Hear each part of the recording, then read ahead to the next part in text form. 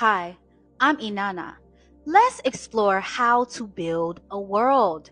In TikTok, this is for entertainment purposes only.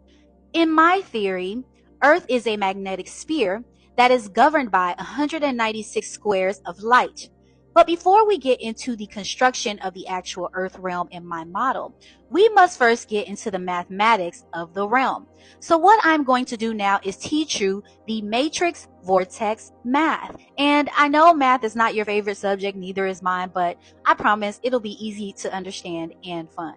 You have 196 squares, which is the light grid system that is created by the star mapping. So think of it as the stars themselves form a light grid that kind of outlines and constructs all of life on Earth. It's kind of like the back end or the grid or the form for the game build, like you would build a video game. And it's comprised of 196 squares. And those 196 squares is a square number. So if you divide 196 by 14, it equals 14. This is a Lycra number. It is not palindromic, which means that it can't be reversed no matter how many times you try. It is comprised of a 7 by 7 layout per quadrant, okay? And there are 4 quadrants within Earth realm, okay? I will get to the number 7 and why the number 7 is used and why it's so significant when we get to this part.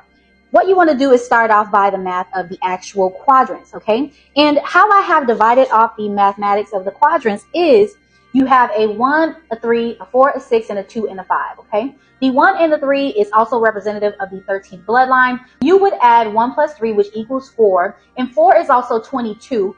And that is important because you want to be able to have a number that you can divide to get pi. Okay, because this is the full 360-degree experience of Earth, and we all are experiencing small quantum bite-sized portions of life throughout our reincarnation cycle. So think of it this way.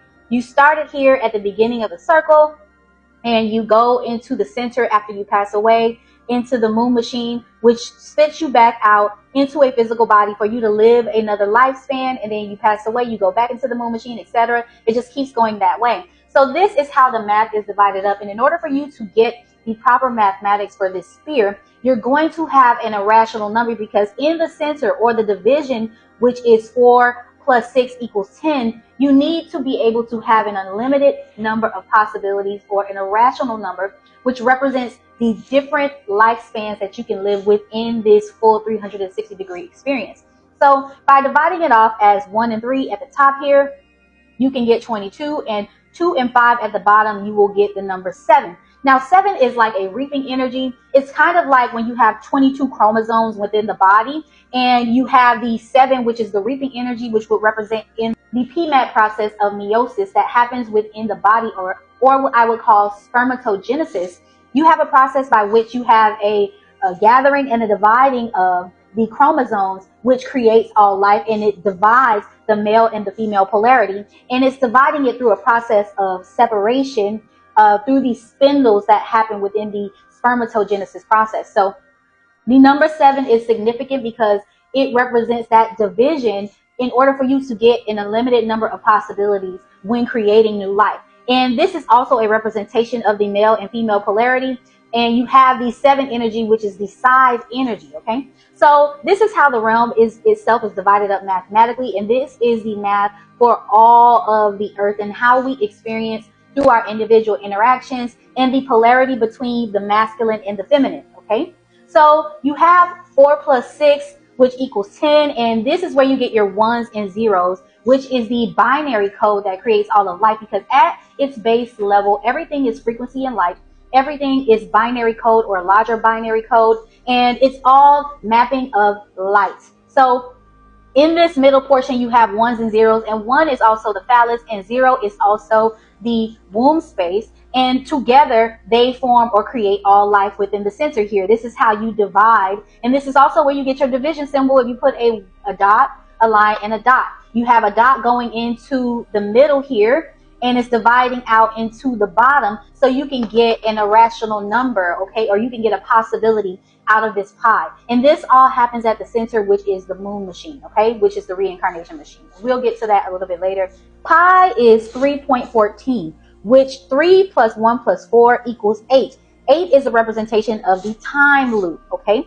And in the actual construct of the number 8 is actually comprised of 2 sevens, which is 2 side energies, meaning that when these two individuals come together, or the different polarities, your mom and your dad, okay, this is your mom and your dad, and they birth you in the center by dividing and going through the process of procreation to create one of these possibilities within the pi, or the irrational number. So the 2 sevens represent the side or the reaping energy, which is division. It's just basically saying that I am reducing the number from the top to get a number out of all of the possibilities that exist in terms of the life experience. Okay, so this is 2 inverted pyramids, which also represents sexual intercourse, and 2 pyramids actually have 3 sides each, and 3 and 3 is actually 33, and this is also a representation of the butterfly or twin souls.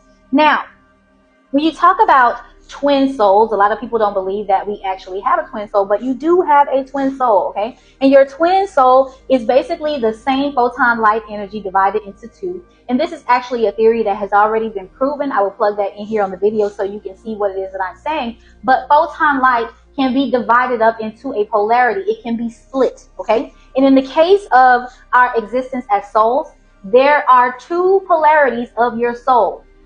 They cannot exist in the same body. You can't have a male and a female within one body. That's why we all come out with different parts, because that's a part of the equation. You have to choose one of the polarities when you are born. However, only one portion of your masculine or feminine, your positive or your negative polarity can exist in one body. However, the 2 energies are separated into 2 distinct bodies. The other person, or the other individual who has the exact same photon light that is just split into another body, would be considered your twin flame. This is where we get the 2 witnesses from, okay? So these are the twin souls, or they're 2 souls conjoined as a butterfly, which is representative of 33.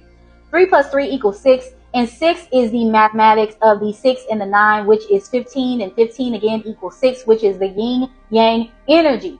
Now, this is the mathematics at the end here for the ending of the Earth sphere. Once we finish all of these life cycles and we get to this 8th cycle in which we are living in right now, which is the 1, it's a countdown of us coming back, Ouroboros full, into ourselves, you get down to this part of the mathematics where the 2 witnesses, or these 2 energies, connect and they come together to give birth to the man-child, which is the yang energy, or the 9.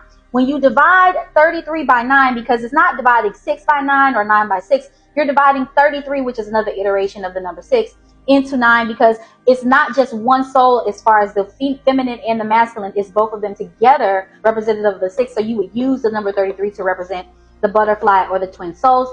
Divided by 9, which is the completion number, that would give you 3.666666667. Now, this number is extremely significant because this is the finality of our entire experience when we get to this particular portion.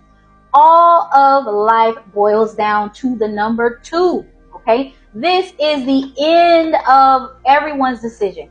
It all comes down to truth and justice, okay? And through the birth of the man-child, he causes the great solar flash. So this, in essence, gives us the polarity of truth and justice, meaning that you balance your heart chakra, you can make it past that point. If you don't balance your heart chakra, you won't make it past that point. And this is what we're talking about as far as the truth. And the truth is your heart pure? The truth is your heart not pure? So either it's the truth or it's the justice, and they're both conjoined. They cannot be separated. And if you take these 6s, because there's 7 of them, and you add those together, you get the number 4, and then you add it plus 7. 4 plus 7 equals 11, which are the twin polarities. These are the 2 pillars, which is truth and justice, represented by the 2 witnesses, or the yin-yang energy, or these 2 individuals, the 2 witnesses of Revelations 11, coming together to finalize this by giving birth to the man-child to cause the reset, which is going to be the decision that everyone makes right here to either reach truth or justice. The 2 sevens coming together as the side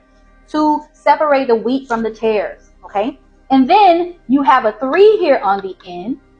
You have a 7 here on the end. And again, if you want to take those and add them together, it goes right back to your binary code. But also, this is 11.3, okay? And 11.3 is the Revelations chapter 11, verse 3, which is the verse that talks about the 2 witnesses. And this is why I say The Bible is a grimoire because these things are numerically coded this way. It is a spell book, okay? And that's the reason why it's nestled in Revelations 11:3, because this is the mathematics. This is a Masonic book. It all boils down to the 11, which are the twin pillars. This can be your Ruth and Boaz moment, basically, or these two pillars that govern truth and justice. And the reason why all of this is nestled within the number 7 and everything is in a 7 kind of layout is because it represents your choices, okay? 7 is an odd number. However, on each side you have 3 and 3. This is the balance, okay? And in the middle is the scale, which represents your ability to choose, your choices, the unlimited or irrational amount of choices that you can make within this pie of an experience. So the number 7 is significant in that way because this 1 represents the decisions and the choices that you make to go left or right. This mathematics is not fixed, okay? The only thing that was fixed in the beginning in terms of this square grid was the layout, and you can go either to the left or to the right. But this represents your free will. The number 7 is about free will. It's about you choosing which side you're going to take. And in the end, once these two get together and give birth to this man-child, this is going to be the final formula for everyone. And you're going to fall on one side of the pillar or the other. Okay, so that is the mathematics for the matrix or this particular sphere that we're living in. Now we can move on to the actual construction and how everything was formed.